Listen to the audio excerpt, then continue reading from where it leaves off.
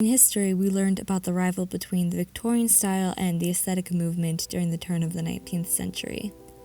Victorian style was excessive, ornamental, and backed by the Industrial Revolution, everything was machine-made. Combating that, the aesthetic movement consisted of handmade, original, one-of-kind designs. And if Thomas Heatherwick lived during that time, I'm sure it'd be no surprise what side he would be on.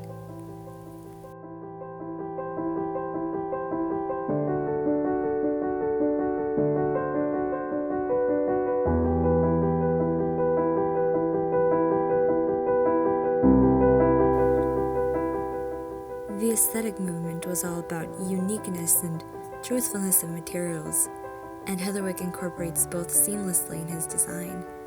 The way he uses concrete to look like handmade pottery.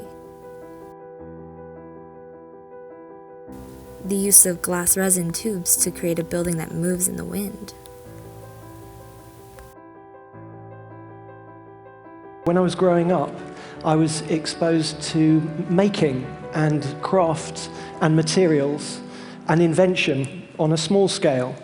And I was there looking at the largest scale of buildings and finding that the buildings that were around me and that were being designed and that were there in all in the publications that I was seeing felt soulless and cold.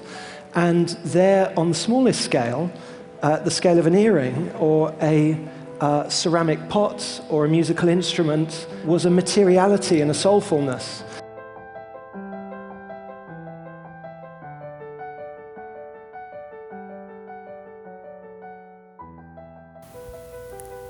I think it's safe to say that you'll never find a building from Heatherwick that looks like a big glass box. His designs are futuristic, and although he claims to not have a style, so to speak, he does have quite the stamp on his designs. They're fluid, they're eye-catching, they make you change your worldview, and your perception of what the design can be. Can a chair be a chair if it has no legs or arms or back? Can a moving bridge do more than just rise and fall?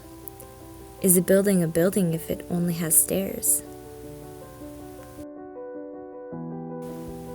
All of his projects have a soulfulness to them, and even though they're not all practical, they certainly inspire.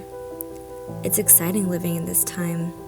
It's not every day you look at an architect's work and think, that will certainly be in history books one day, and we get to experience this while it's happening.